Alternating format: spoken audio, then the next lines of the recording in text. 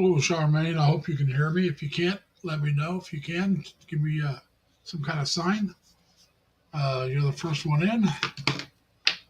So we're going to go ahead and start now. It's just about straight up 7, not quite, just a tad early. So I hope everybody's doing well.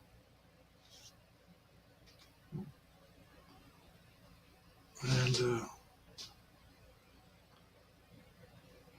so, well, it's almost Halloween.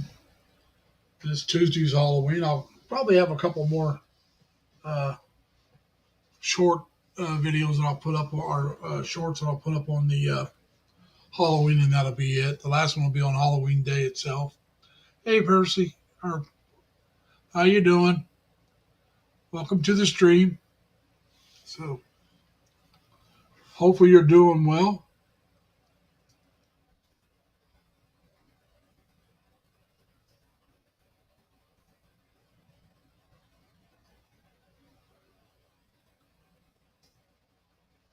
Oh, that didn't work. Mike, married to a beautiful woman. How you doing, sir? Welcome to the stream. I was just saying earlier, I'll probably put up 2 more Halloween videos or shorts. The last one will be on Halloween itself. Uh, I got 2 more already taken, so I'll probably just put them up, and we'll see what goes on.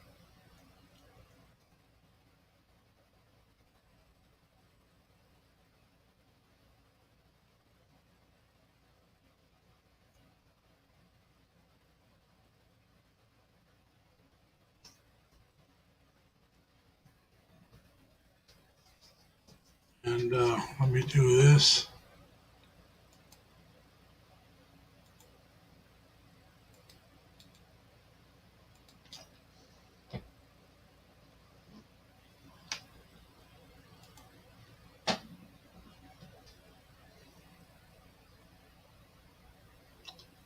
So there it is. If anybody wants to come up, there's a link. Uh, would like to ask whoever wants to come up, and we'll talk, and uh, we'll see what's going on. I got to do something here real quick to make sure my see if my audio. Yeah. All right. Yeah, it is. I turned the volume on my cell phones. I wanted to make sure everything was working properly. Weather's pretty good, Mike. It's a little cool now, but it was up around 70 for the high today. Let me see if I can get that up. And right now it's 56 degrees. So, and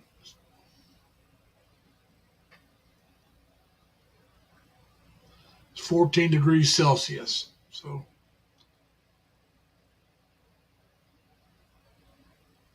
like I said, it wasn't a bad day. It's a little cool now. It'll get colder. Yesterday was an absolutely gorgeous day. Great day to be off from work. It got up in the almost 80 degrees yesterday. Uh, Running around with a friend of some yesterday. Didn't do much of anything else. So didn't get much done. That's all right. It's a day off, so don't have to do a lot. Yeah, it's supposed to get colder here too, Mike. But this week was warm, and this is going to be about the last of the warm weather, I think, at least on the 70s and 80s. I follow a guy back in Indiana. He talks sports, Indiana sports, so I follow him. I guess they're supposed to have a chance for snow on Monday. I hope we don't get any. I haven't heard. Uh, but that's early back home. But now he lives up closer to Indianapolis than I did. But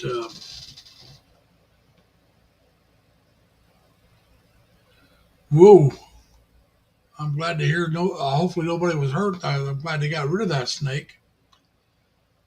Yeah, that's one of the things about the Philippines. You can always get a snake in the house, especially in the province. That's one of the reasons why I like the cities. No, I didn't see the head snow in Alberta. Did not see that, Mike. Like I said, you guys get snow probably more up in Canada than we do down where I'm at. Now, Buffalo and Rochester probably got more than you guys because of the lake effect. But I'm a lot farther south than them, so we don't get near as much. You never seen a snake, huh? Well, that's good. Uh, I don't think they're real common, but they're more common in the province, from my understanding, than they are in the cities. And some are very deadly, so I'd prefer not to see them at all. Uh, we have deadly snakes here in the States too, and I'm sure you guys do in Canada, but they're a lot more. I don't know if they're more rare or not. They're more rare in rural, urban areas. And now, rural areas is where they're probably at. Uh, I've seen some snakes back in Indiana, and I've seen a couple out here in New York, but this is up around Rochester. But it was out in the country more, not in the city. Like I said, I'm not a fan of snakes at all.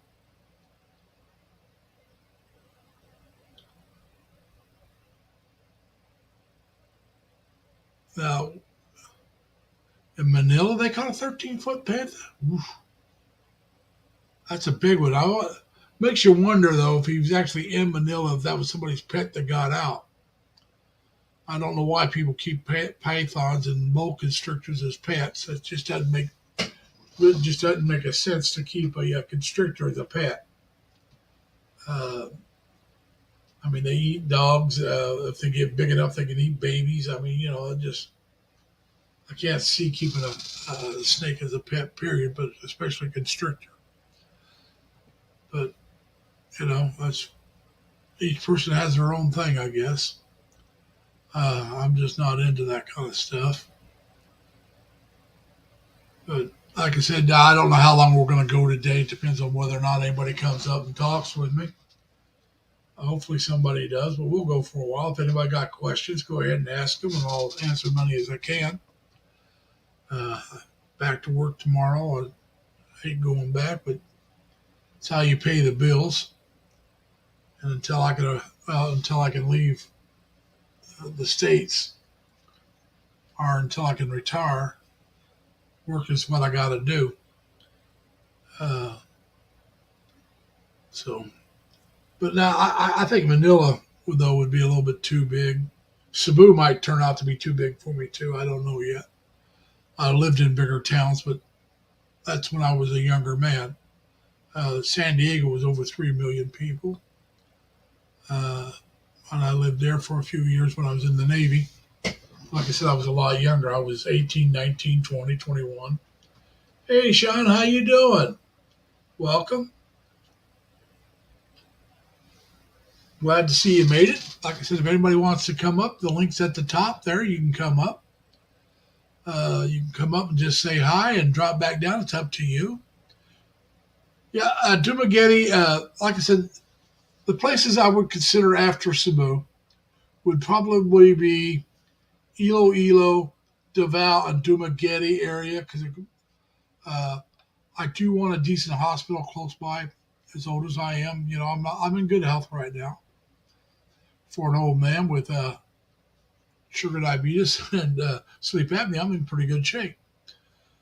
But you still want a good hospital close by, and you want entertainment. Now, if it wasn't for those two things, a province might not be so bad.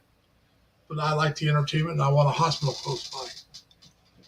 And so I know Cebu's got some good hospitals. I know Dumaguete's got Salomon University, which is a teaching hospital, and there's also another one there. Uh, Deval's got a couple decent hospitals. I think Iloilo does. So those are areas I'm thinking about. It could expand or contract depending on how things go. Yeah, like I said, they had the Silliman Hospital, and I knew they had the Doctors Hospital in Dumaguete. I know that from my Filipino Dream, I believe it is. Ned and his wife with her two kids. There's Zoe and I can't think of the youngest one. They got two. They got two kids. But he had joined that doctor's hospital. I think it's a doctor's hospital. He joined a. You could pay so much money up front, and then whenever you use the hospital, you or your family, you get a discount. So he did that. But he's a younger man. He's in his 50s. And he's like I said, got a wife and two young kids. So that makes a lot of sense. Somebody like me may not make that much sense to do that, but it makes sense to have one close by. Uh, like I said, I mean, I'm not going over there to get married. I'm not saying I won't. I'm just saying that's not why I'm going. I'm not going over there looking for someone. If I meet someone that's different, but that's not what I'm going over for. I'm going over for the Silliman's part of the university, Silliman University, Mike. That's right. But that's what I said. It's kind of like a teaching hospital. Silliman is. Teaching hospital is not always the best, but they're usually good. They're usually pretty good. Uh, it's like Chamwa and Doctors Hospital, and there's another one or two in Cebu. They're supposed to be pretty good. And so, yeah, that's one of the things I'm looking at, and that's something I have to take in consideration. If I'm still healthy enough to go over there when it's time for me to leave, I have to consider those things. It's like I said, I'm not a young man anymore. I have to think about my health and the treatment I'll receive when I'm somewhere else.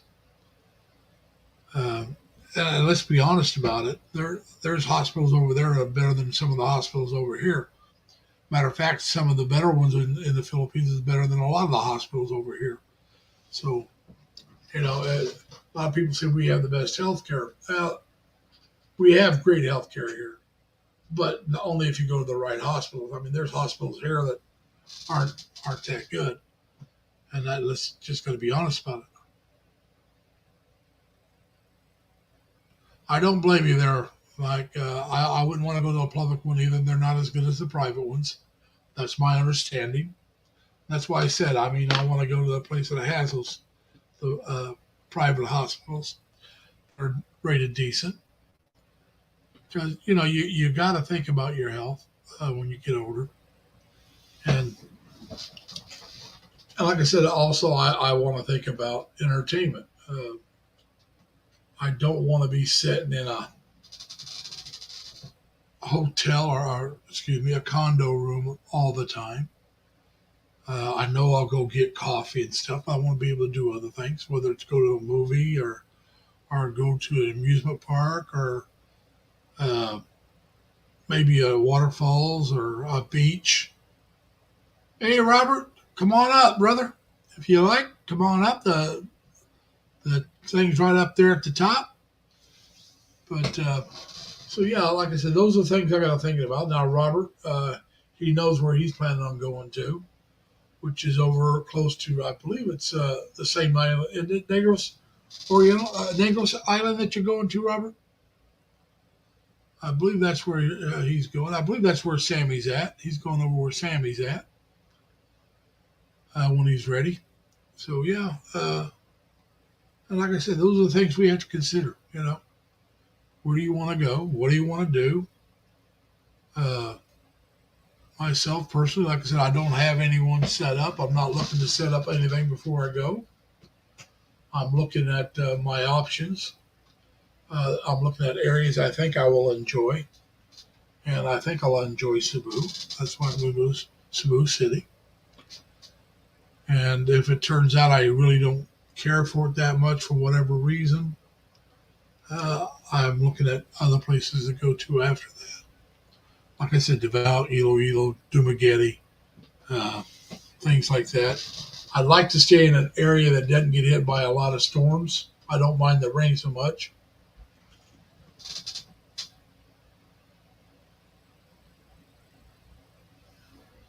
Yeah, like I said, you're right there, Mike. The more money you got and better insurance you got, the better healthcare here in the United States.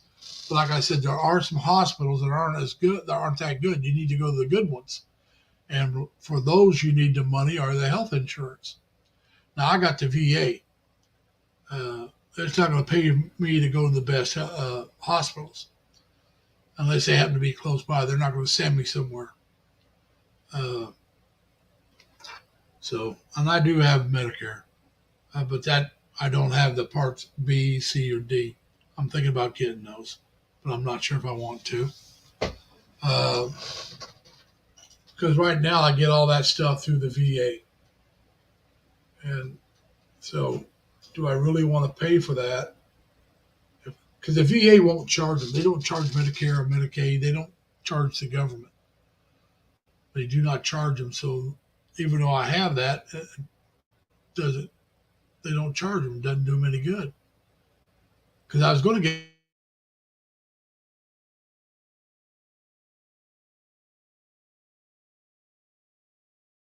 I got the white circle of death.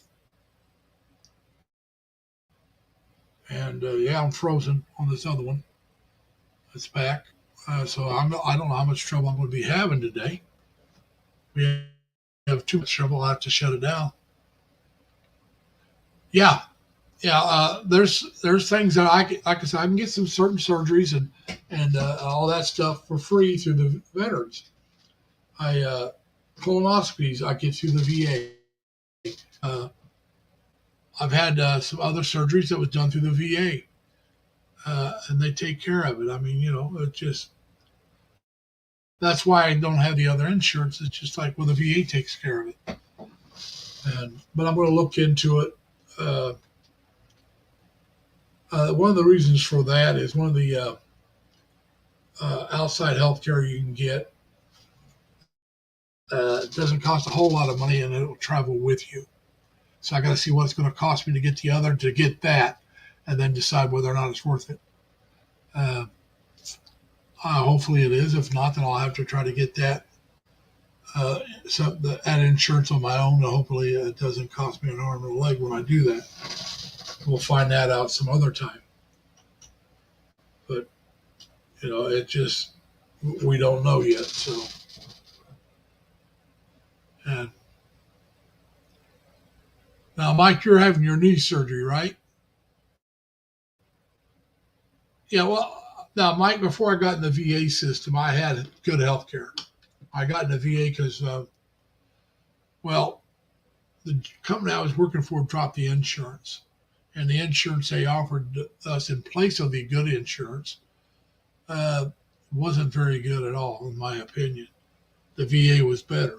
So I went with the VA. I was entitled. I was already signed up. I just didn't use them. I was already in the system. And that's what I thought, your knee replacement surgery. Now, Robert's got to get that done if he hadn't already had it done. And but we'll see. But yeah, I know guys. I had hip replacements through the VA and stuff like that. But like I said, I used to have what they called preferred care, and it was really through my company, the contract I was in. It was not very expensive at all. It was actually quite cheap. And then the company that where I was contracted to filed for Chapter 11. They weren't closing down, but they were trying to rearrange all their bills, so they froze our pay 1 year and cut the insurance. And I was thinking about getting the other one just to get it. And so anyway, when I was going to do that, well, the very next year when I was going to add the insurance, they cut our pay. Like I said, the new insurance cost me more than the preferred care and wasn't anywhere near as good. So when they did that, I said, to heck with it. The VA's the route I'm going, and I've stuck with it ever since. And like I said, I've had a couple colonoscopies through them. I've got my CPAP equipment through them, all that stuff. So they've done well by me.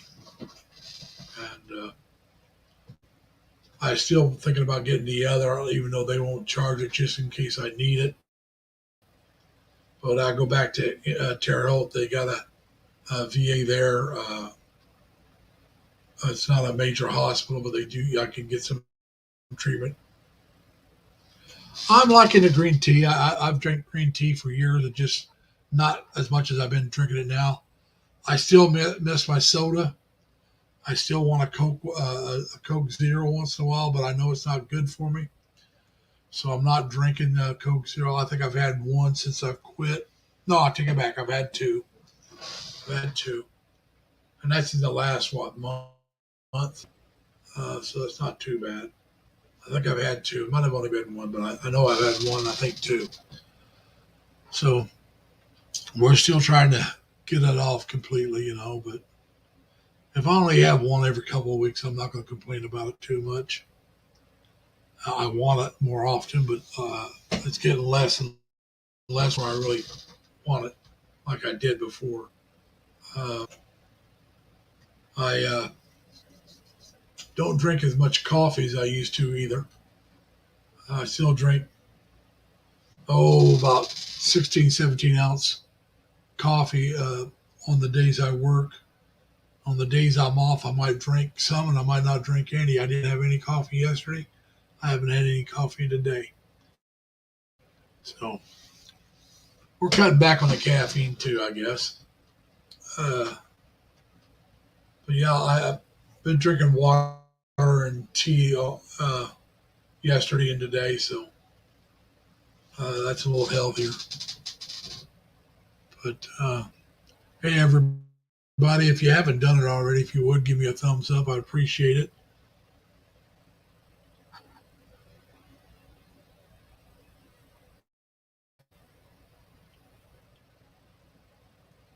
Oh, drink 2 glasses of water before you go to sleep. All right. Well, I'm drinking tea. I'll count that as water.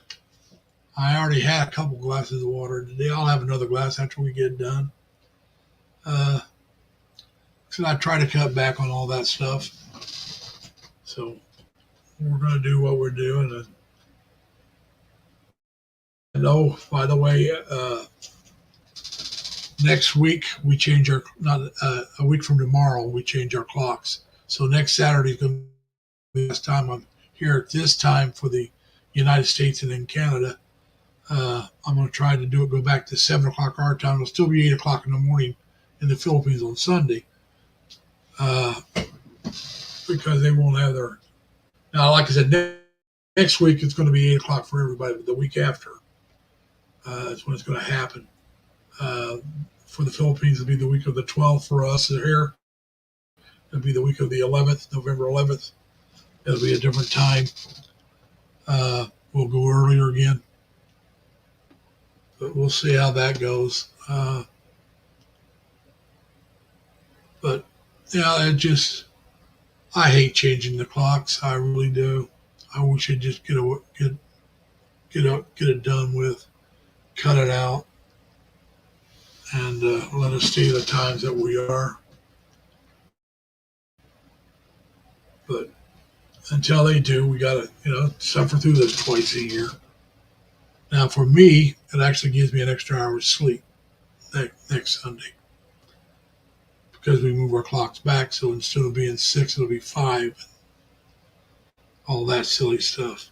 And which is not bad when you're working second shift. Now, when I was on day shift, oh my God, that'd kill me. Getting up at it's just so weird. Well, November 11th is Veterans Day, VE Day, Victory in Europe Day. That's what they call it, Veterans Day here. You call it Remembrance Day. We call it. Now, Mike, do you remember why it's November 11th? It's celebrating the end of World War One, not World War II, if I remember right. And the reason for it was on November 11th at 11, I believe it was a.m., 11 a.m., the war was declared to be over. The armistice was signed. So it was 11, 11, 11. 11th month, 11th day, the 11th hour. And so later on, now Canada calls it Remembrance Day, but here in the States we call it Veterans Day. So yeah, November 11th is Veterans Day. Now, uh, you know, that's why it's on November 11th. For those that don't know, I'm sure Mike knew, and I'm sure Robert knew, but I don't know about anybody else. But yeah, it's to celebrate the ending of the war, and which is a good thing. You need to celebrate the end of the war, and so yeah.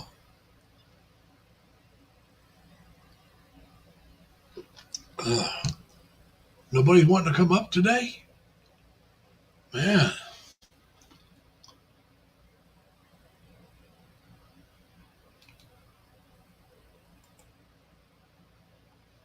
So, my throat's a little off, as you can tell. My voice is not as great as it should be. The last person who died was a Canadian. I'm sorry to hear that. Uh, yeah, 11th day, 11th month, 11th hour.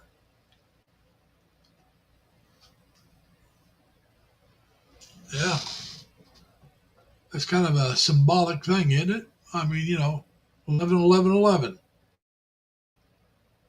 That was very symbolic. Oh, what's going on here?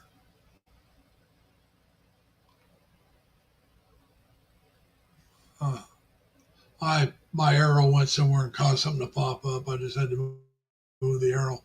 I was going to lose the chat if I did.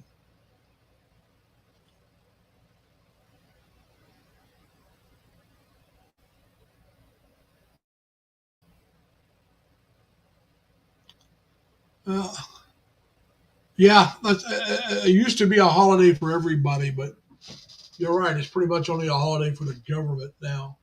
The banks, the government, the banks celebrate all those holidays. But yeah, we used to get now here in the states when I was a kid. We used to get George Washington's birthday as a holiday, and when I lived in Illinois, we also got Abraham Lincoln's birthday as a holiday, and they're not that far apart. And then Congress decided, well, we're not going to celebrate George Washington's birthday. We're going to have President's Day, which we celebrate all the presidents' birthdays. It's still in February, but now it's always on a Monday. So the government can have a 3-day weekend and the banks and all that. But that's mainly why they changed it to, make it more convenient for them and give everybody well, not everybody, but most people a 3-day weekend. And but yeah, like I think in Illinois they may still have a state holiday for Lincoln's birthday after they went to President's Day.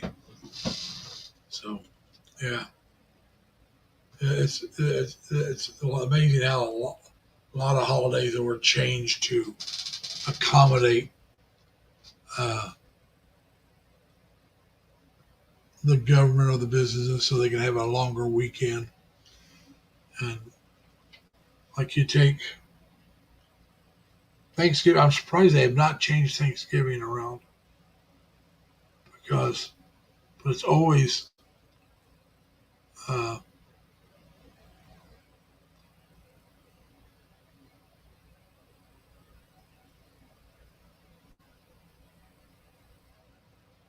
huh, well, are you in the wrong month? That's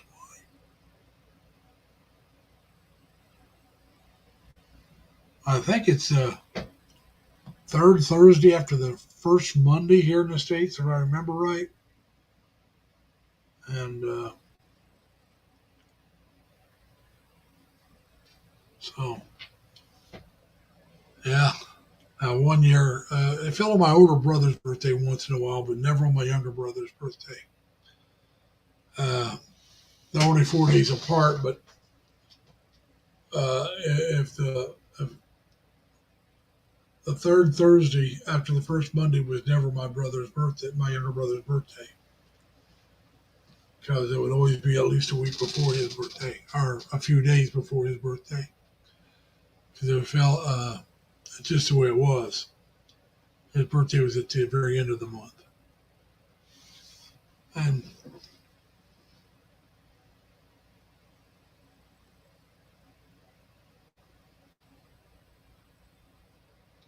yeah, I know it's. I can understand having a private plane. I really can, but they spend way too much money on them, and actually, I could see them flying uh, a commercial if they rented out the whole jet, and just no one knows which one they're going to take. Uh, there are just too many wackos out there. If you're on this, they knew what flight you were going to be taking. If it's commercial and they could book a flight on it, they would try to hijack it or crash it or something. So especially in today's world, I can understand it. Uh, but yeah, it cost us a lot of money to fly that guy around, whoever it is. And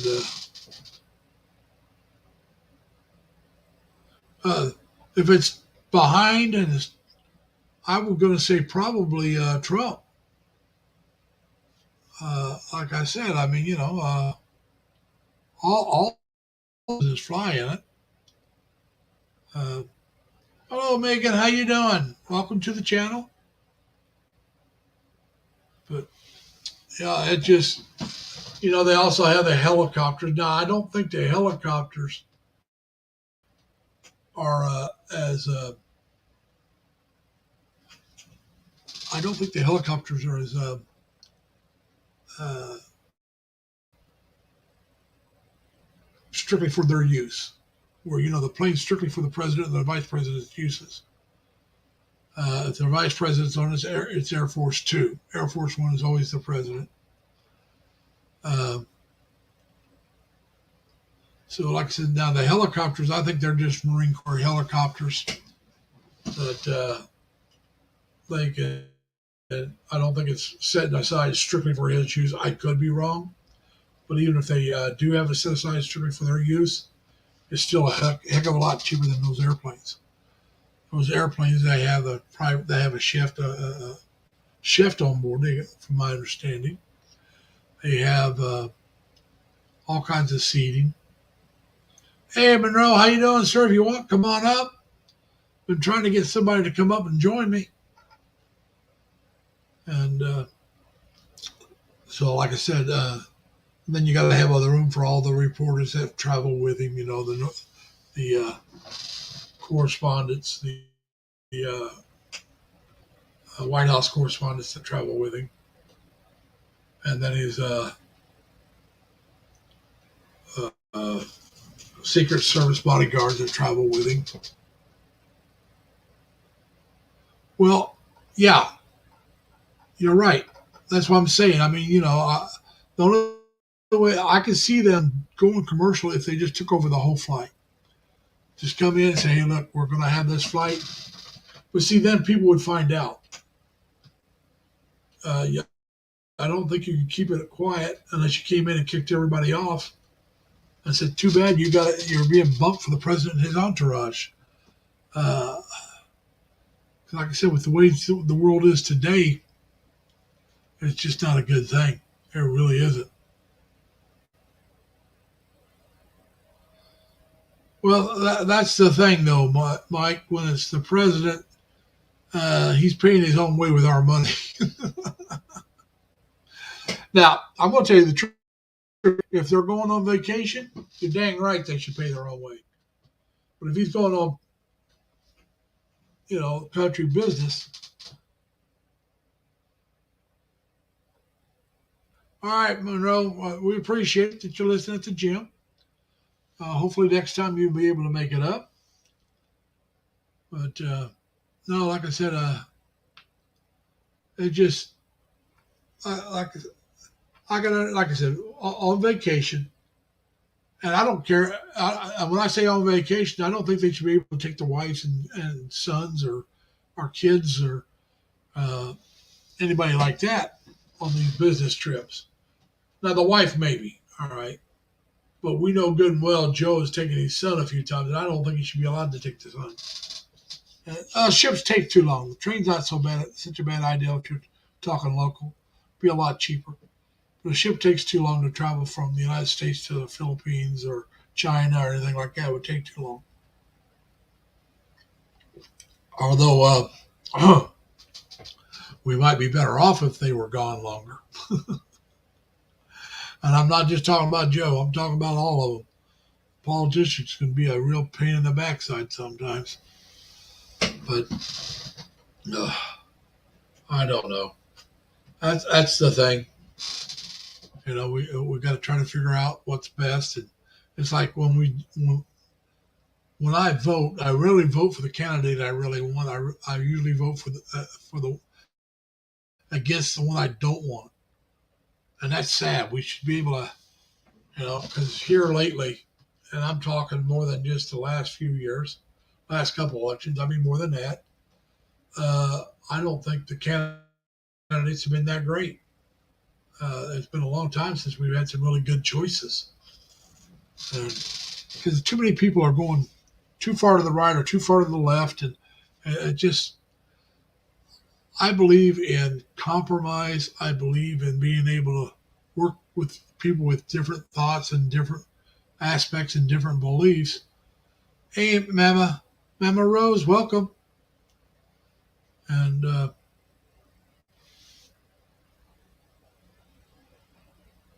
I just want to, all right. But now, Mama Rose, I don't know if you want to come up. If you do, you're more than welcome to come up. And if you want to drop your channel link, just type in LLL, and my Nightbot will drop your channel link. It can be small L's or capital L's, it doesn't matter. But yeah, like I said, I don't like really getting into politics that much, but it can be a real pain when you don't have good choices. And that's the sad part about it.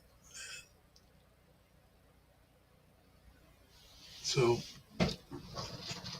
that's another reason why I wouldn't mind getting out of here, going somewhere else to live. As I told a friend of mine now, she's a little more to the left than I am.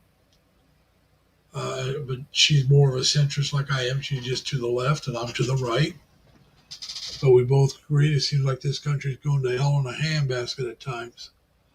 Just because of too many people too far right or too far left, and they don't want to try to compromise.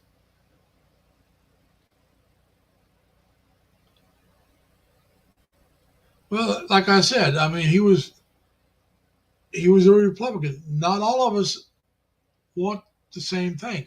I think I'm against certain kinds of gun control.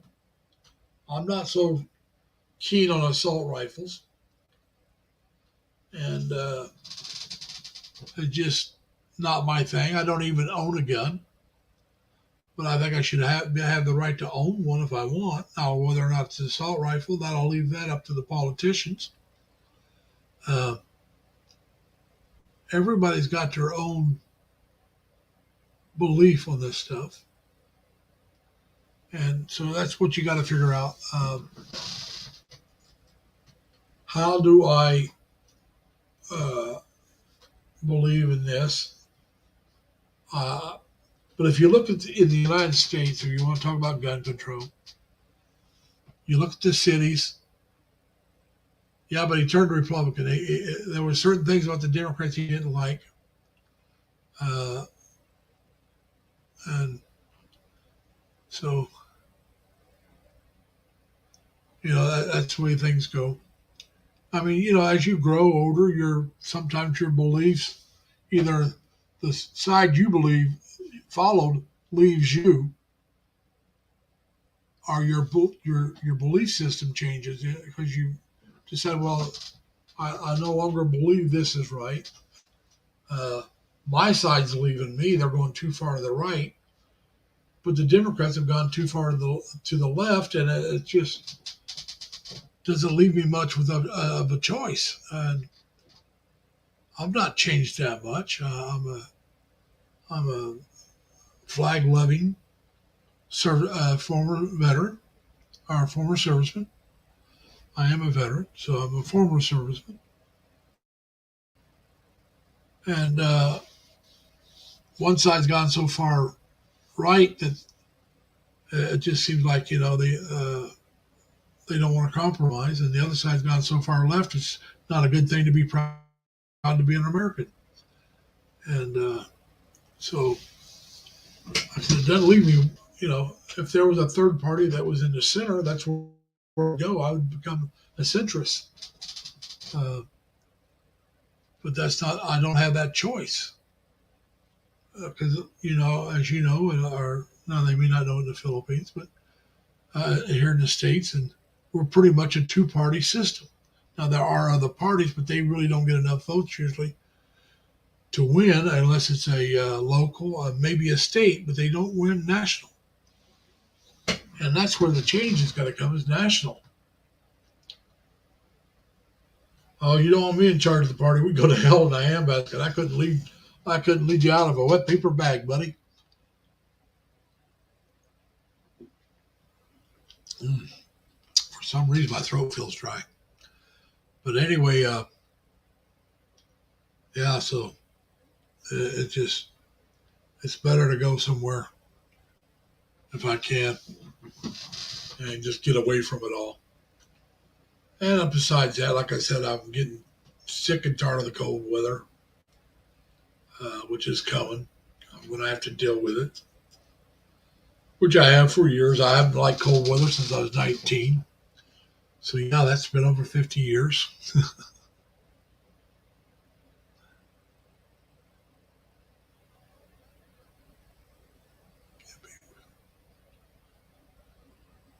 Well, that's your opinion there, Mike.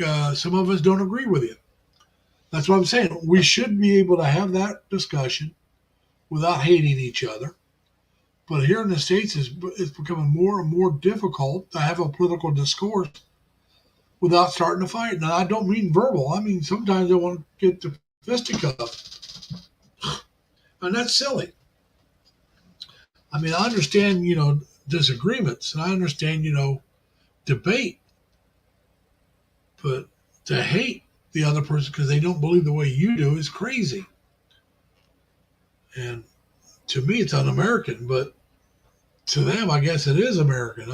I don't know. Now, the assault rifle, I can see banning it from, and if you don't want to ban it, make it where you got to be older. Make it where you can't get it at 18 to 21. Maybe make it where you have to be 25 to 30 or 30 and older. Make it where you have to have specialized training to use it. But the older you make it, the more, how shall I say this, less chance that it's going to be misused later. Because if the person's got bad intent, if you make it where it's 30, you usually know that by now. Unless it's like this guy that was in Maine. I don't know if you heard about the guy in Maine that went out and killed 18 people, wounded 13, and then ended up killing himself. Now he was in the guards. Yeah, he was in the guards. If you're talking about the guy in Maine, he had been institutionalized against his will for mental health. I guess he heard voices, but he was legally owned the gun. I think before that, he was also trained by the military to be a firearms instructor. So I guess he was an expert marksman, and so yeah, there was a lot of red flags with that one. Now there was speculation that he might have been trying to kill his ex-girlfriend. I don't know if that's true or not, Hey, girlie, how you doing? Welcome. And once again, for anybody that's here that didn't hear me earlier, if you want to have my Nightbot drop your link to your channel, just type in LLL. They can be capital L's or little L's, doesn't matter. You got that right. But like I was starting to say though, if you look at in the United States, most of the killings, gun violence, period, take place in states that have the strictest gun laws. Are the cities that have the strictest gun laws. Uh, Coincidence or not, I don't know, but that's the truth. You look at all the killings in Chicago. They have a very strict gun law, but there's a lot of killings, gun violence in Chicago. It's not the law-abiding citizen. That's the problem. See, uh, you ban guns.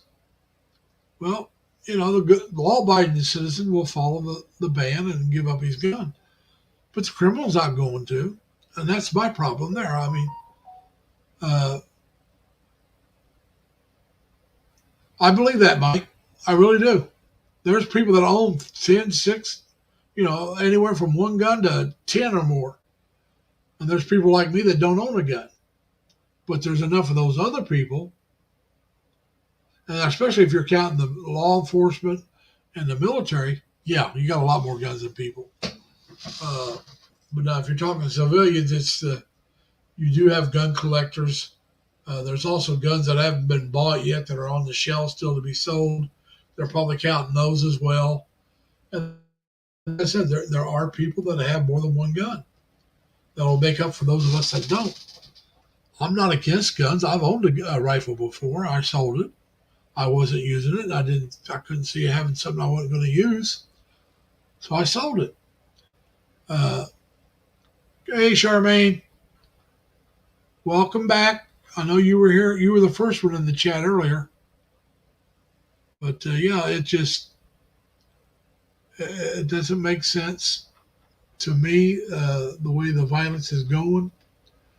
Uh, I don't think we should give up our guns necessarily.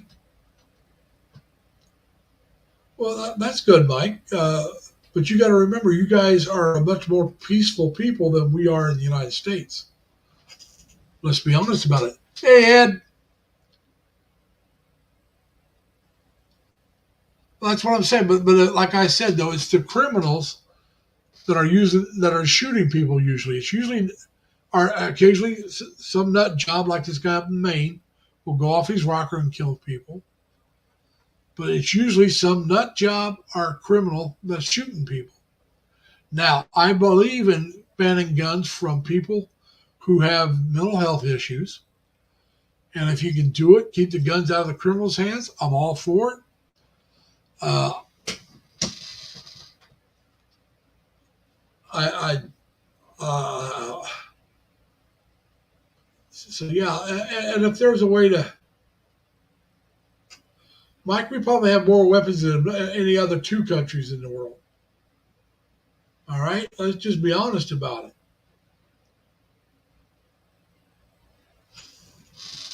I mean, you're not going to get any argument out of me on that.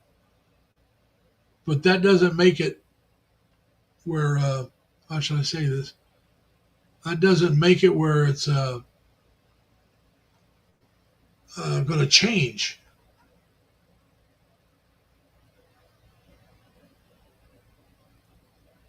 Yeah, and it was probably either her ex-boyfriend or her ex-husband, or maybe the guy she was getting ready to divorce. Uh, Usually, when a situation like that, that's usually what it is. Uh, a guy that was abusive. Hey, Manny, good morning. Welcome to the channel. You will notice that a lot of domestic violence against women. It isn't always a man because sometimes they're with a woman who's also domestic violence. But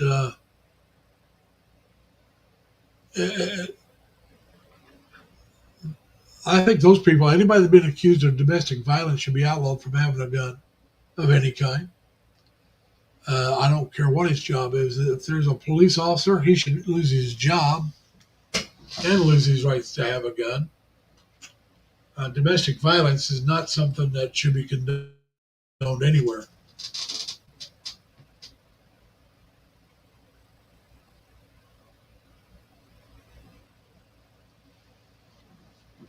Yeah, but the thing is, though, the good guy has been a couple different times. There was a mall shooting. I'm trying to remember where it was at, but a kid had his gun and he took the. Now you're right, the guy got the shots off first, but he was able to stop it, and he had training with a gun and all that. Like I said, they should be trained with a gun. I'm all for firearms training. If you want a weapon, and I don't care if you grew up with guns, you should have to go to firearm training and prove your proficiency on the use of it and how to maintain it safe. Yeah, it's very rare, but it does happen. Uh, but if the more people would, good guys would carry them, uh, yeah, the cowards didn't go in there. But yeah, it's just, it's yeah, it's these especially at schools. These guys that go into schools and shoot people, it just those are some real sick people. Uh, and you look at the people that are doing that, and a lot of them, like I said, they're just off the rocker. They're going out for a vendetta. They could be far right or far left. They're usually one of the two extremes, and it depends on who they're attacking, which extreme they are. Uh, the one in Uvalde was a on the left hand side of things. Uh, that person was on the left. Now this guy in Maine, I don't know what his political bent was, but he was just a mental case, so it doesn't really matter there. His wasn't political at all. The guy up in Buffalo who shot the blacks, well, you know, he was far right, uh, which is uh, racist bastards. And the thing is, I grew up around a few of those. They weren't close friends, but I happen to know a few. Uh, I had one guy try to get me to join the Klan. I told him thanks, but no thanks would never happen. Uh, but that's a whole different thing. But it is, yeah. It is a sad thing indeed.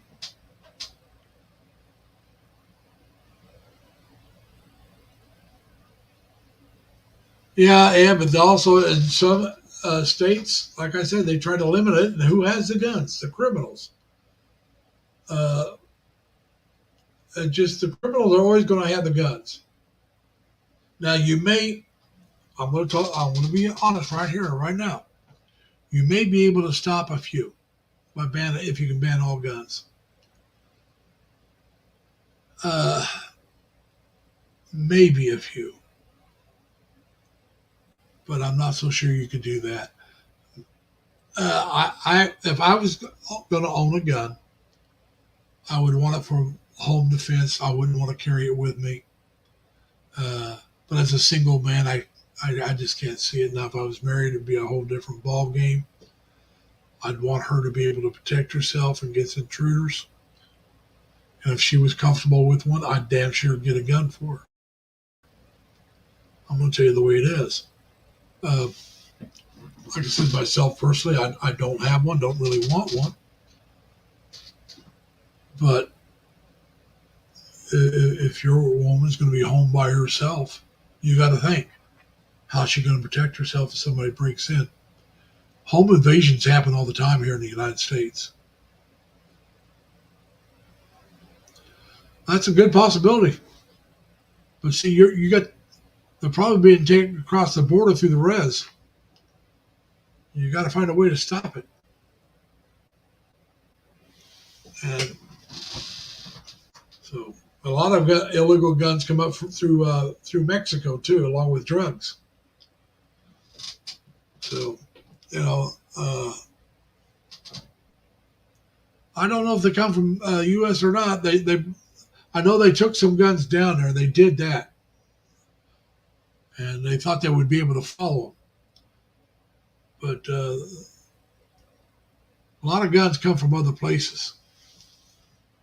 Now, depends on the type of gun, because certain guns are pretty much made here in the U.S., but not all guns are made here in the United States. They're made in Europe. Uh,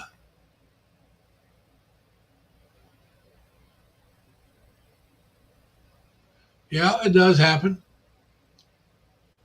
but yeah, it's like that guy in Maine. I think that's what happened with him. I don't know what caused him to go off his rocker. He was a guardsman. He was in the I think it was Marines, not Marine, Maine National Guard. I think, or I think it was the National Guard. He was in. He was in one of the military, either Army National Guard or Maine National Guard. Uh, so anyway, he was trained as a instructor on firearms, so he was well proficient with it. At the military trainings, that's one of the things that they had to be really cautious with him. He remember he killed those 18 people, wanted another 13, and they weren't sure if he was done. It took a couple of days, but they finally found his body where he killed it, self-inflicted wound, from what I understand. So he killed himself. They should, like I said, Mike. I think there's a lot we can do to increase things. But like I said, that guy in Maine was just started having problems, and he went nuts quick. I guess he was hearing voices, but he was a guard, so I mean, he had passed all the mental health backgrounds some time back, and became a weapons expert pretty much for the guard. He was a trainer.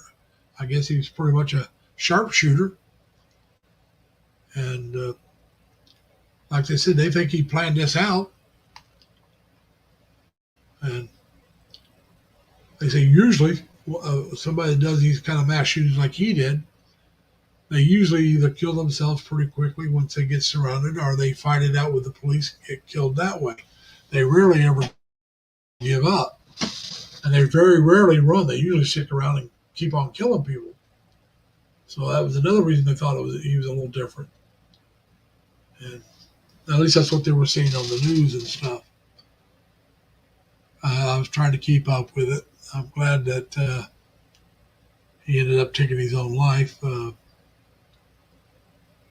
even though that means we'll never know exactly what happened, but it keeps him from killing anybody else, because if he hadn't took his own life, he would have gotten in a firefight with the police officers and maybe killed a few more people. I mean, if you want to commit suicide, just do it. Don't take anybody else out with you. I mean, that's just, but like you said, there's a problem. And hey, Crystal, Ann's here, everybody. The lovely Crystal Adventure. So, yeah, it makes things a little tougher. And so we're going to go do that and keep this going this way. But,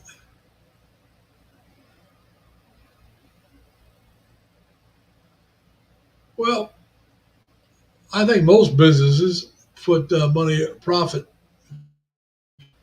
profit over human life. You take the drug industry, I think they're the same way. Uh,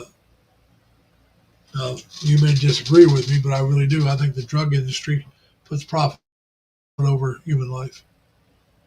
But that's my feeling on it.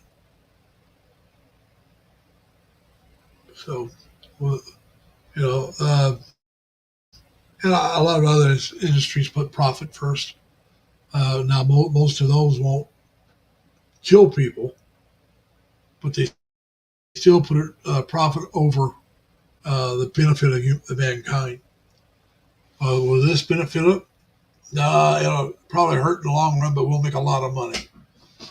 And so that's a lot of it. Yeah, tobacco. Tobacco is a good one. Uh, you're talking to a former smoker. I smoked for 27 years, and but I've quit for over 23 and a half now. So I still got a good ways to go before I quit longer than I smoke. But yeah, tobacco is one. Uh,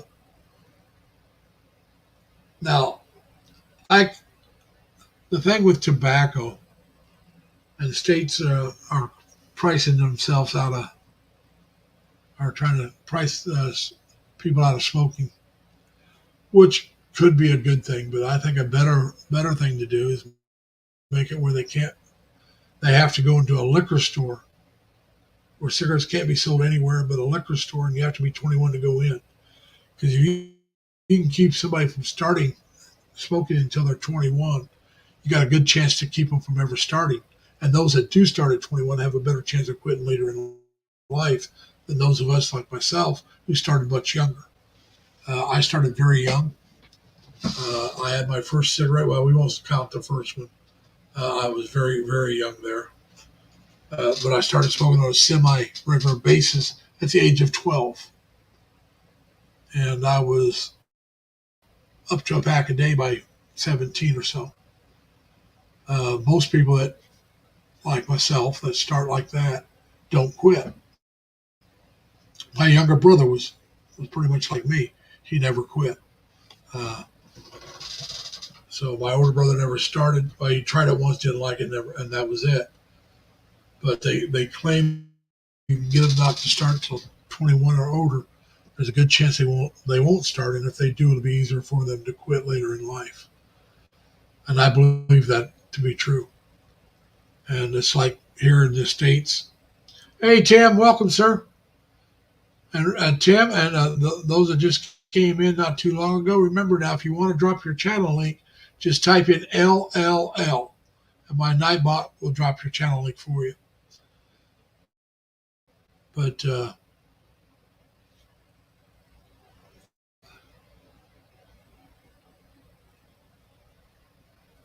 well, like I said, I don't know about making it illegal for all, but I do believe it should be raised to where you're a full-grown adult at 21. Because, like I said, most people by the time they hit 21, if they haven't smoked, they're not going to smoke. And like if they do start, it'll be a lot easier for them to quit later. Uh, so if you can get them not to start, then and those that do smoke, well then,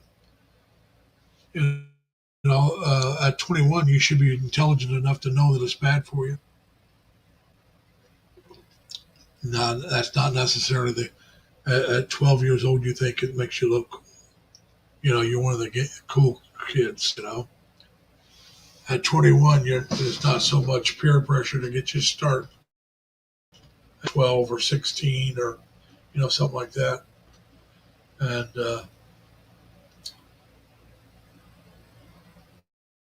I can understand people wanting to outlaw these vapors.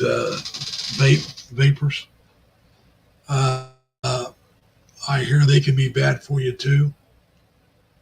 Uh, so I'd have to find out more about that. But I hear those can go bad and cause lung trouble as well, in a different way. Not a cancer, but the machine itself can cause harm.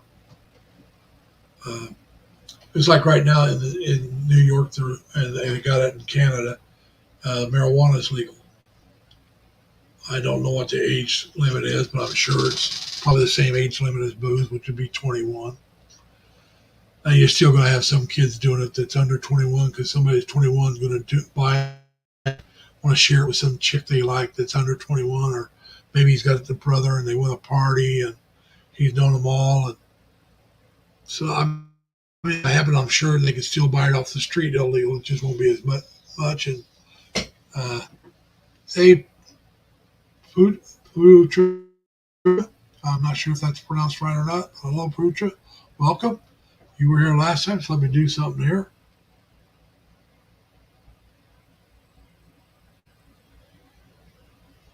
Let me give you a jacket. And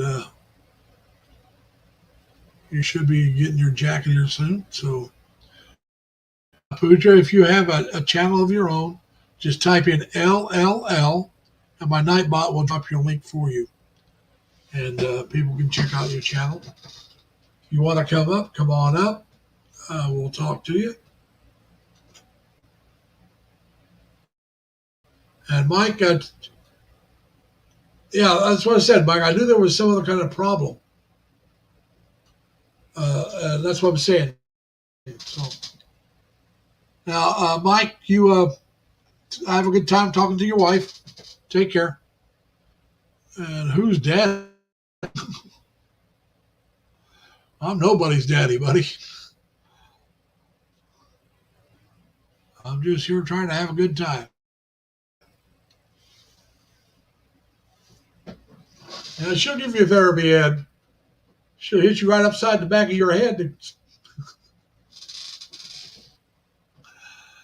But so yeah.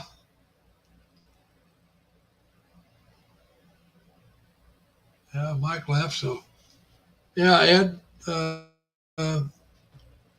Like I said, a lot of this stuff is just something we can't work out right now. People with more power and better knowledge can work on some of these problems, but it's got to be a compromise. I mean, you.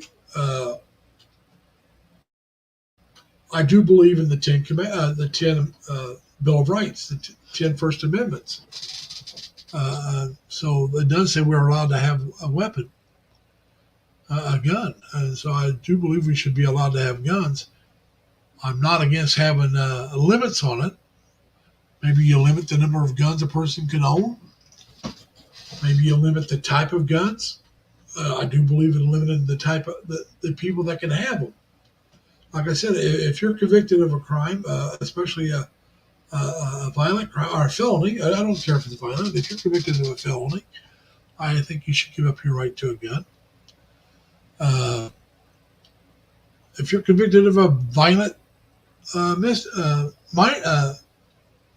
misdemeanor, I don't think you should be allowed to gun. Like I said, I think anybody convicted of domestic abuse, now he's got to be convicted, not just charged. But if he's convicted of domestic abuse, then he should not be able to have a gun ever. It's just that simple. So, like I said, I am for limiting who can have guns. I'm not against limiting what kind of guns. And so, that's just something everybody's got to, they got to sit down and talk about, and it's just, how do we do it? How do we control it? Like I said, a lot of people a lot smarter than me that's been trying to do that for a long time. There's such a wide schism between the two sides that I don't know if they'll ever find a compromise. And that's sad, because we really do need a compromise. We really do need. I am for background checks. I'm all for it. I think there should be a background check. Like I said, we shouldn't be, and it should be nationwide. There should be a minimum. And if some states want to make it a little tougher, that's fine. That's each state's prerogative. There should be a federal minimum of a background check. There should be, I don't think there should be a federal ban where you can't own a gun. Hey, JLB, how you doing, man? Welcome to the channel, man. He's a bald turnip. Yeah. Oh, we do have the capacity for killing, but we can do it without a gun. You know, there's knives, there's bows and arrows, there's spears, rocks. Humans have been killing people with many different weapons for thousands of years.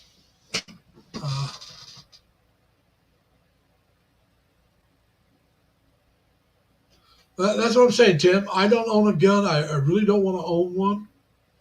I'm not against other people having guns.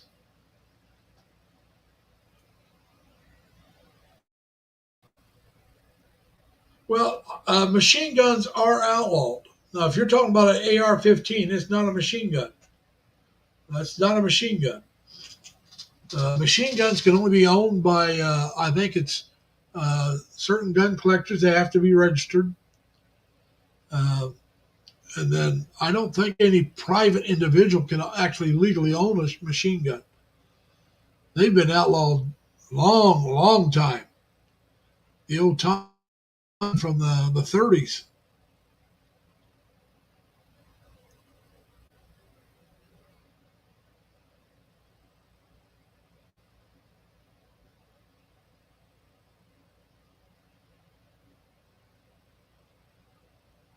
Uh, yeah, we don't get to GLBs like Chris did, do we, Ed? I'm going to turn my camera off for a minute. I'm going to keep talking, but I want to stop my camera. I need to straighten something up. I don't want it on camera. Uh, wasn't too long, but so yeah, I'm just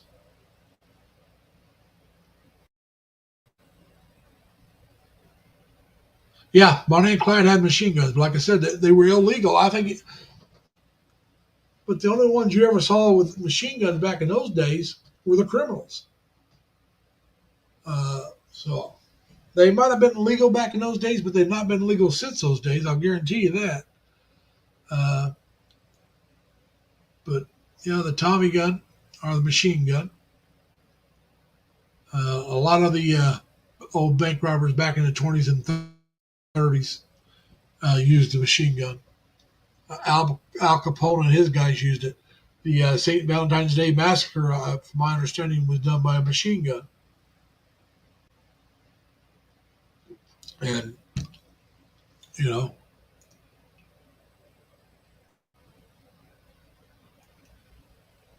I guess a lot of you guys pulled old JLB strengths,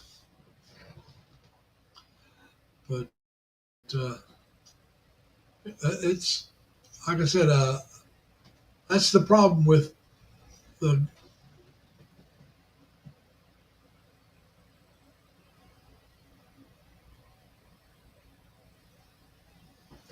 yeah. Well, there was back in the 20s and 30s, uh, the old the old say uh, glamorized uh, criminals back in those days because they were glamorized. Uh, John Dillinger, Bonnie and Clyde, Pretty Boy Floyd, uh, Machine Gun Kelly, uh, all those were pretty much glamorized, and most of those used machine guns. And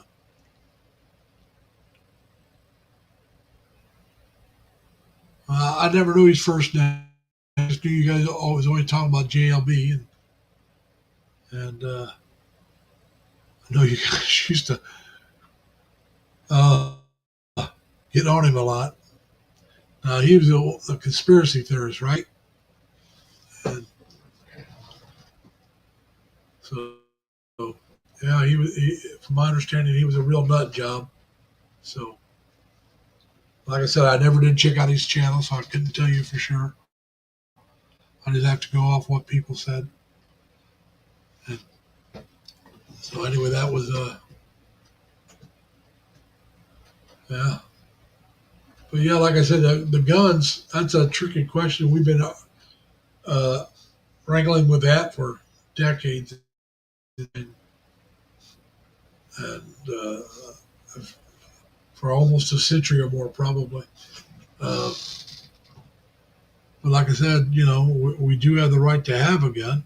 I do believe that there's a right to control who can have it. Like I said, violent criminals should not be able to have one. Mentally unstable people should not be able to have a gun. I do believe in a background check, and I do believe in a waiting period to pick your gun up. Shotgun, rifle, or pistol. I think there should be a waiting period.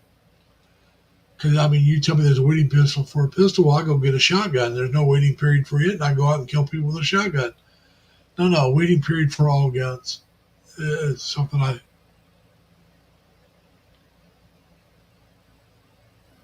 I believe it. And a lot of people like to do it. I've done 4, 5, and 6 hours.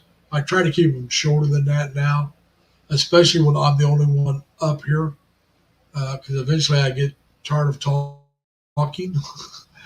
I mean, I used to talk the whole time. It didn't matter. But I'm getting to where I enjoy having somebody else up here, and it's a little more enjoyable for me. But I can go an hour or two by myself without too much trouble. So I go ahead and do that. And well, I played cowboys and robbers, or cowboys and Indians, cops and robbers as a kid. So yeah, I played with that handguns. I never did have a BB gun. My dad wouldn't let us have guns around the house because he drove semis cross country, and if he wasn't going to be home to teach us the proper safety use of them and handling of the guns, he didn't want them around. Now, my father was a proponent of gun ownership. When he used to go hunting and all that, they had guns until, like I said, he got married to my mom, and he got rid of all of his guns because he didn't want them around the house with little kids.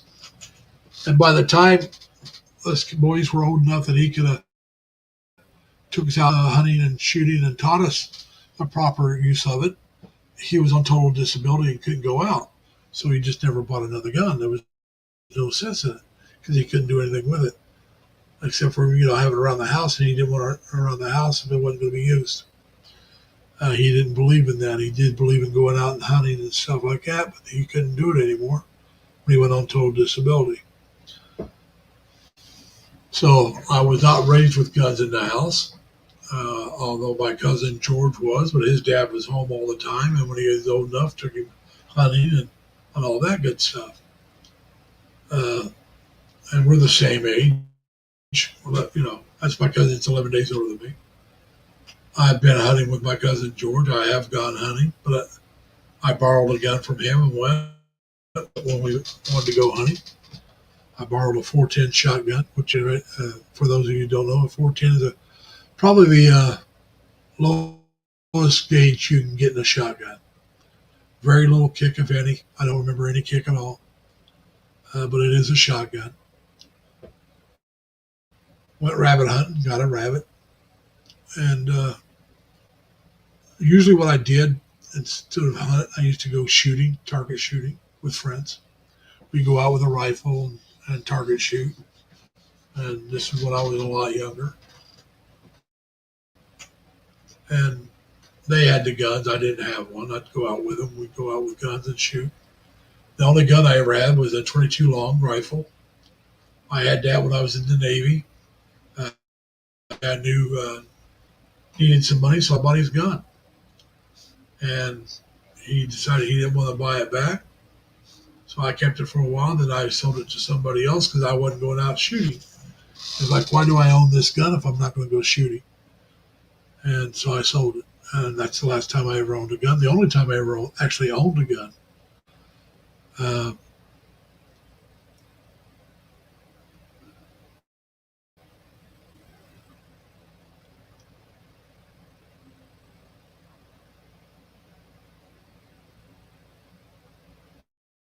yeah. Uh, Yeah, like I said, I grew up without guns in the house at all. My father wasn't against guns. He was just against guns around us young kids. And like I said, by the time I was old enough, my younger brother wasn't, and my little sister wasn't, and my dad was still driving. So by the time my little brother was getting old enough to learn, he was on total disability. So uh, he'd always planned on retiring at 55. He was a Teamster. He had over 30 years on the road. He might have worked part time after that, but he was planning on getting off the road at 55. Well, he was 47 when on total disability. So he retired younger than he was wanting to, and he didn't have his health anymore. So there was no guns in the house. And most of the stuff I learned, like painting the house or stuff like that, I learned from friends' fathers because my father couldn't do it. He couldn't get out there and do the stuff. Uh, he had a really bad disability. Uh, so, you know, he couldn't, he just couldn't do that kind of stuff. And when he was working, when he came home, he didn't want to do it, because he'd be gone for a week or two, home for a day or two, then going to be gone again. He did not want to come home and paint the house or work on the car or any of that stuff. So if any of that stuff needed, he told my mom, you hire somebody. They do that for a living. I drive a semi for a living. When I come home, I want to spend it with my family. I want to spend it with you and the kids, doing things that we can do together. He didn't want to be working around the house the whole time he was. And so that's what he did. I understand it. Some people say, well, that's a waste of money. Well, it was his money. I mean, he made it. And us kids always had enough food. When he was working, we always had plenty of food, clothing. We never went with, of any of our needs and some of our wants we got. And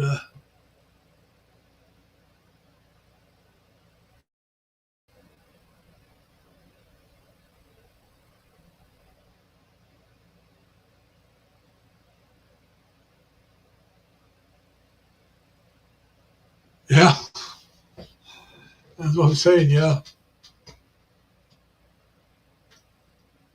I heard that about J.A. Bill, JLB.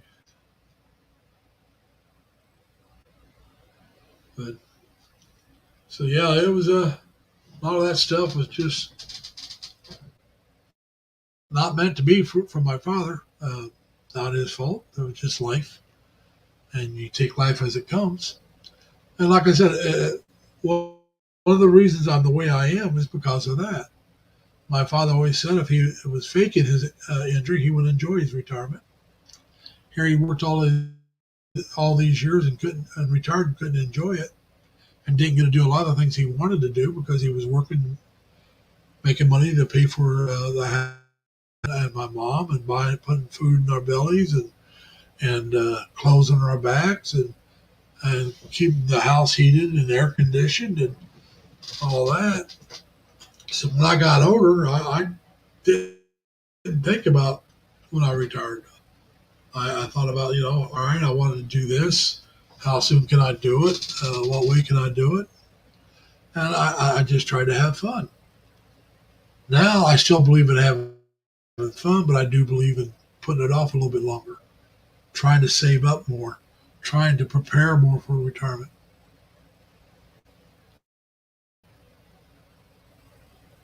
Now, what happened to JLB, Ed? Did he just get off the YouTube, or did something happen to him?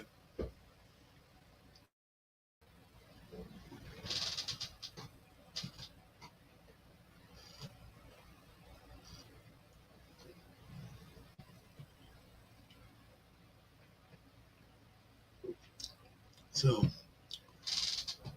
yeah, just like I said, that's one of the reasons why I'm in the situation I am today. I didn't learn these lessons at a young, at a much older age than I should have. And as I got neared my retirement, that's when I started thinking that I had not planned for this, and I have to get myself straightened out. And plus, my mother's still alive. Okay. Sammy, how you doing?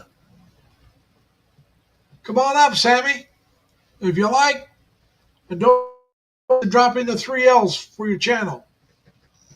But Sammy's cleaning her fish pond. For those of you that don't know, Sammy made a cement fish pond. She has koi in it. And sometimes when she first did, she'd put the fish out swimming. I always find that relaxing, enjoyable to watch. Uh, so anyway, that's Sammy. She does a lot of different things. All right, Sammy. That's fine. We understand. But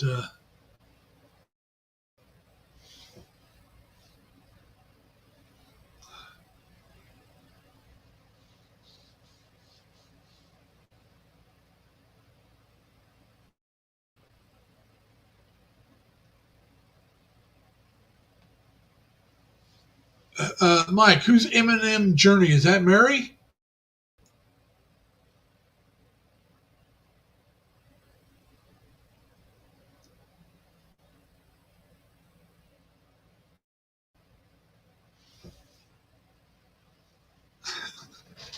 Behave, Ed, behave.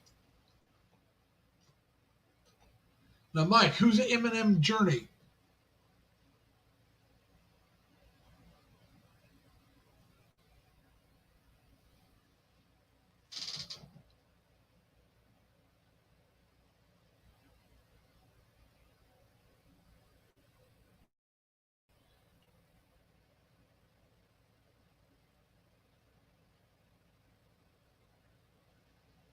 Yeah, like I said, with my father, when I was about 12, maybe 13 years old when my father went on total disability. I was 12 going on 13. And my father was like almost 6'4", 258 pounds, strong as an ox. And when he went on disability, he went from 258 pounds down to 150 in 3 months. Went from being able to pick up 200 pounds without breaking a sweat to not being able to pick up 20 without getting sick. And he was that way the rest of his life. And so, like I said, it really did affect me because, as a young kid, your dad usually is your hero. So you see a man you thought couldn't be beaten, and you hear him talk about how he wish he was faking it so he could enjoy himself, which led me to think, I want to enjoy my life now while I can, because I'm not promised a good life later on. And so that's what I did. I always wanted to go in the military. I would change what branch, but in the end, I decided I wanted to go in the Navy. Vietnam was going on, but I still went because I always wanted to go.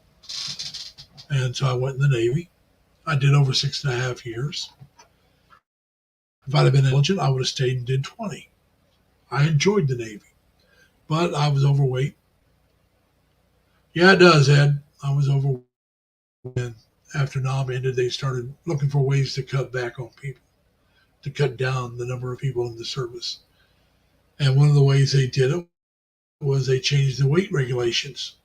So I went from where I was just a little overweight to where I was a lot overweight by a stroke of a pen. And so I ended up getting out. I could have fought it and maybe been able to stay in, give myself more time to lose more weight, maybe lost enough to stay in. But I didn't. I went ahead and got out. As I look back, I think I should have tried.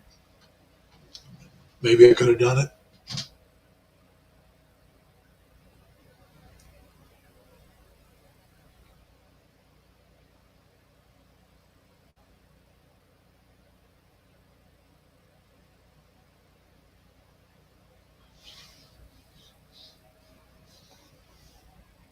So anyway, we're trying to, create a few things different now.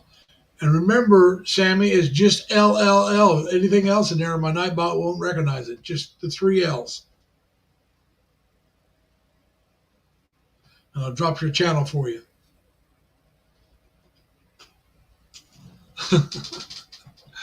Well, and it depends on what I had to eat that day, I guess. I joined while I was still a senior in high school. Uh,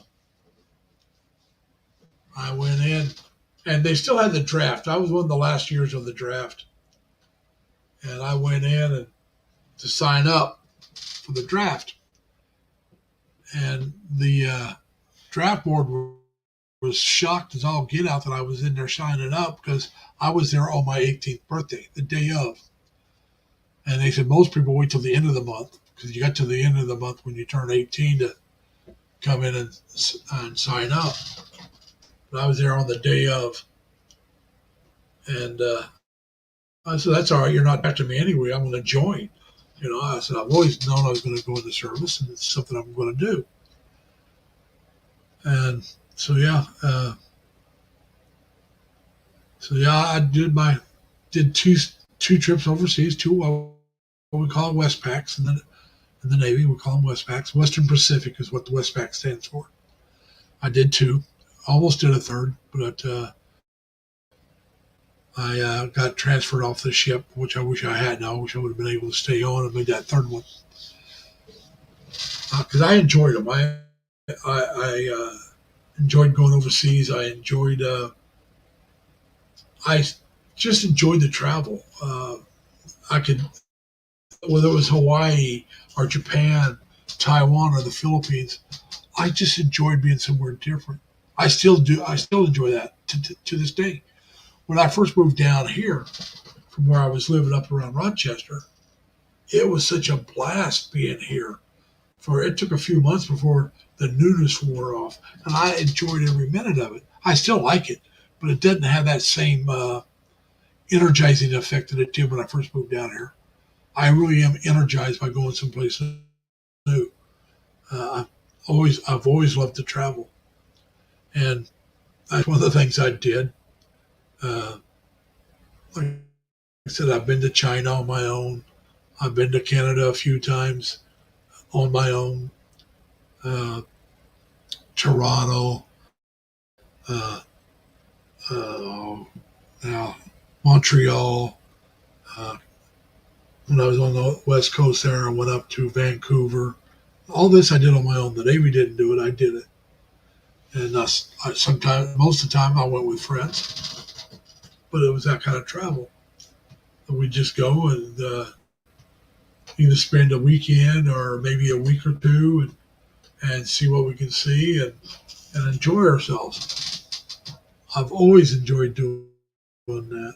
And it's the same thing. If when I was back home, I'd run up to Chicago for the day just to go up, just to do something. Go up to Indianapolis or go over to Cincinnati or St. Louis. Those kind of things I did.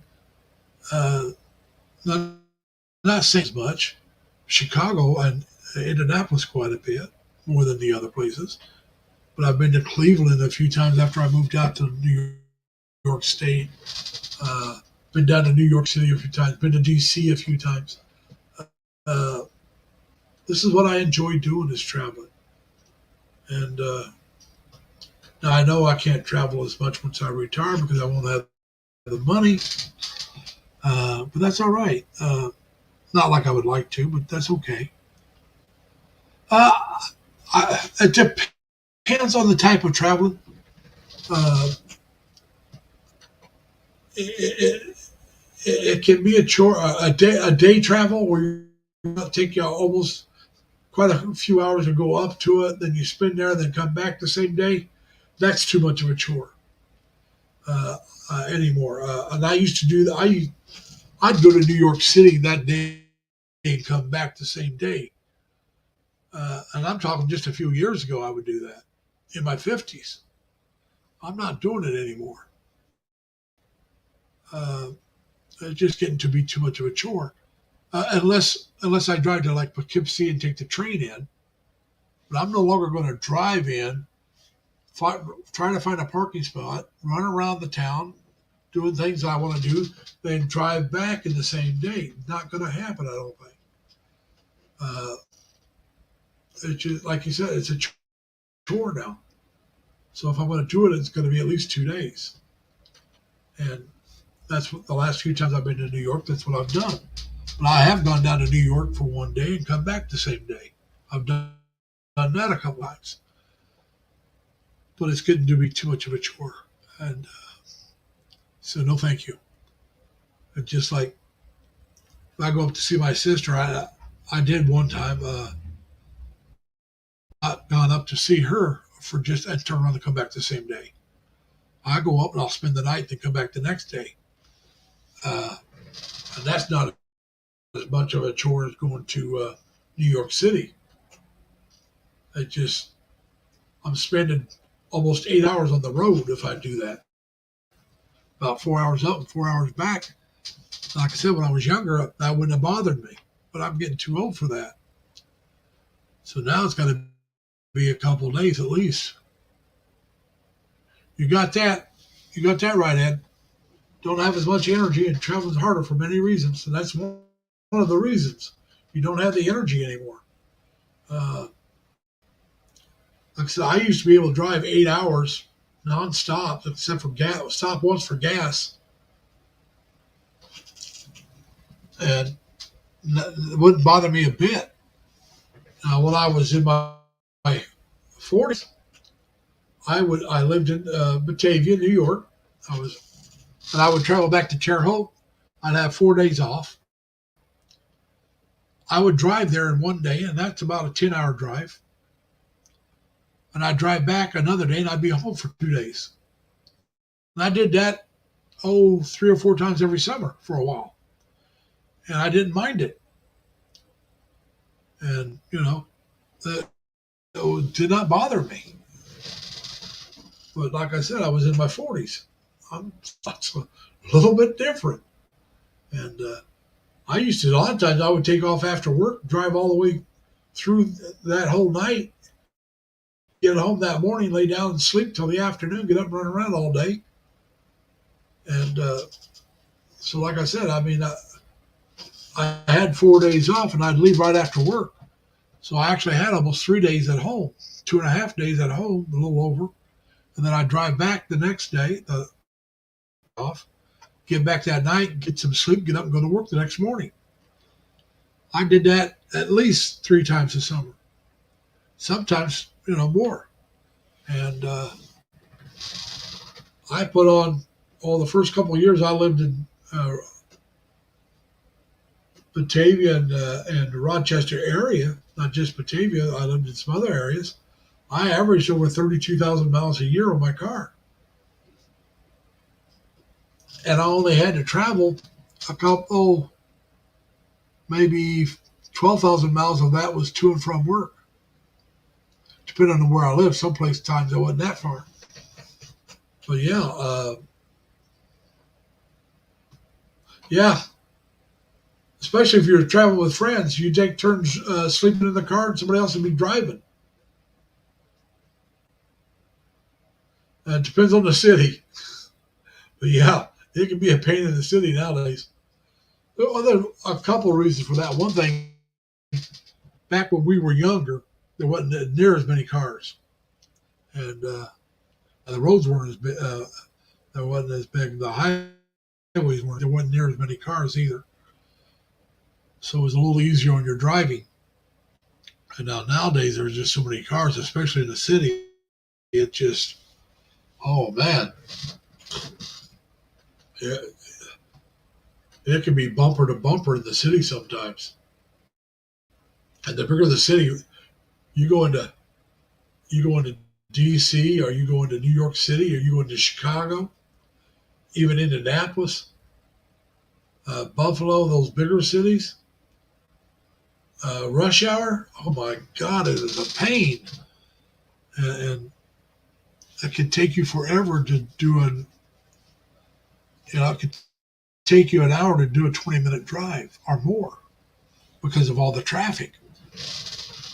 And so it does make a big difference.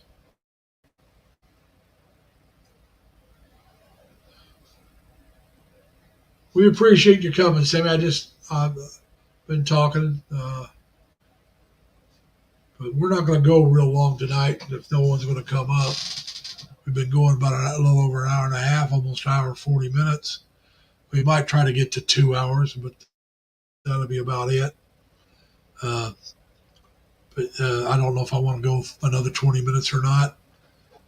But yeah, travel, like I said, today's travel for me uh, would be either train if I had a long way to go. I still drive, don't get me wrong, I'll still drive.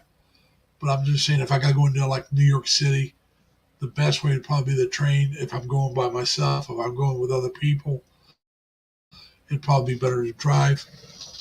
Uh, but whenever I go back home, I'm going to drive because I want a car when I get back home and I don't want to rent one.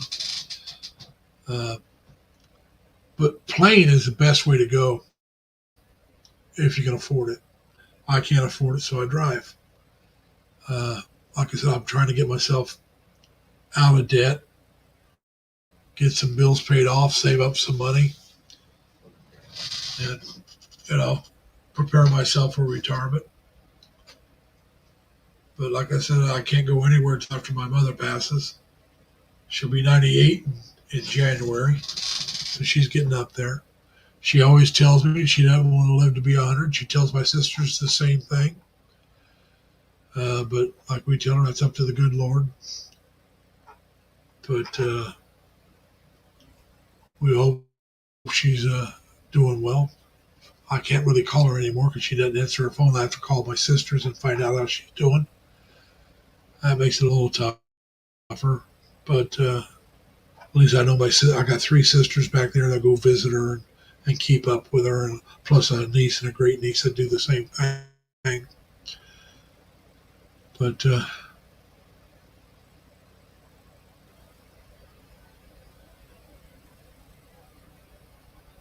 yeah, Las Vegas to Carlsbad, New Mexico is a good little drive. But like I said, anymore when I drive back home, I no longer do it in one day. I'll drive to when I leave here.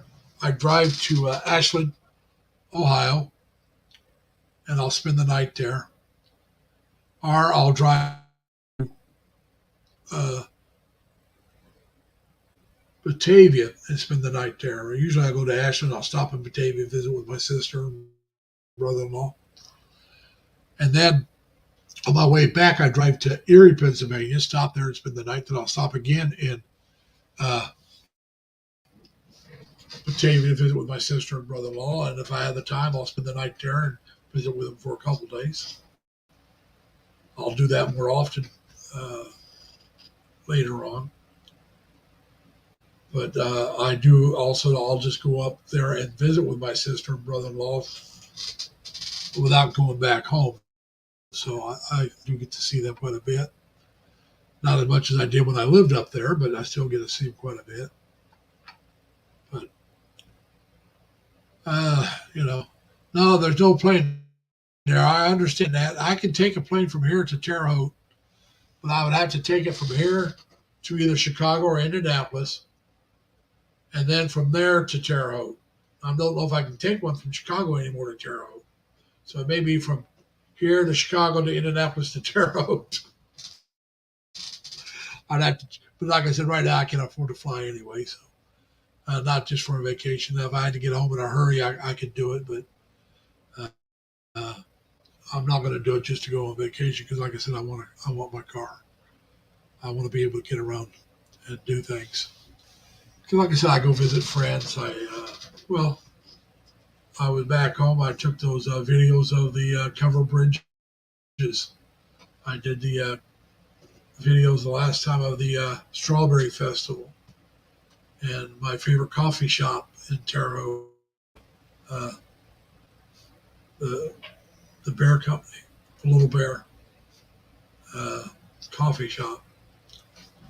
And that's only a few miles from my sisters, my 2 sisters that live together. That's a nice place to go. I like the ambiance. And I'll go in there and sit and have a coffee or usually a special coffee.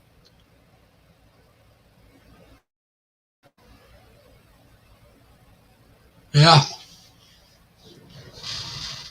It's probably hard to get close to there.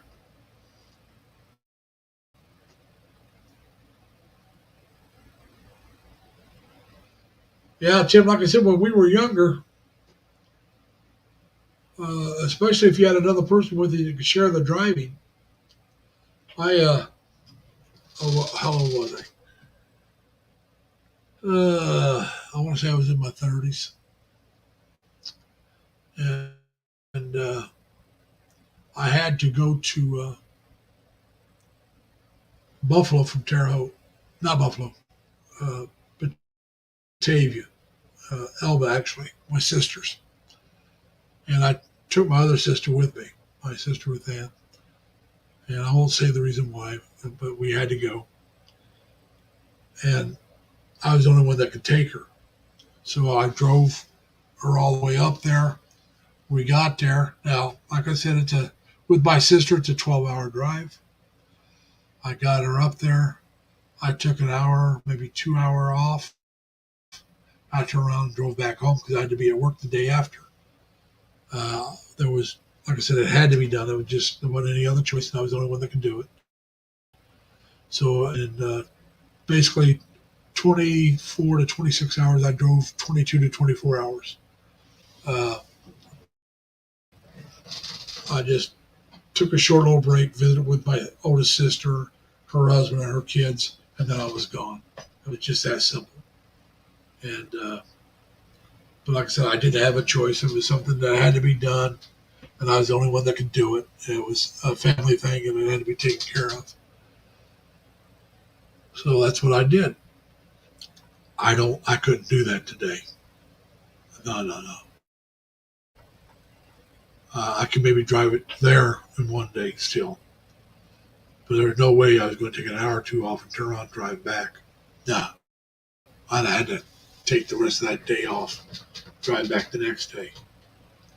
But you do what you got to do, for your family, and that's what I did. It was for the family, and so you help out any way you can, and that doesn't help out. But all right, hey folks, no one's coming up. Uh, yeah, the mountains can get very hard. It's very hard to breathe in some of those mountains. Very thin air. That's why when you play in Denver, if you're playing football, basketball, whatever, you're playing a sport in Denver, Denver's team's got an advantage over you because they're used to that air. They're used to being up a mile high. And so now, I don't know if this is true or not, but I've heard this is true. The black athletes, if they have sickle cell disease, uh, uh, they can't play in Colorado because of that mountain air. I guess it's really bad for them. I've heard that. I don't know if it's true or not, but I've heard that. And so, all right, everyone. I'm going to go ahead and shut this one down. We've been going about an hour and 50 minutes, not quite, almost. And no one wants to come up with that. As you can tell, my voice is not the best. So we're going to go ahead and call it quits before my voice gets worse. So I just want to remind everybody, be nice to each other. Take care of yourselves. Stay safe. Stay healthy. Plus, as always, try to have fun. All right, everybody. Take care. See y'all later. Bye.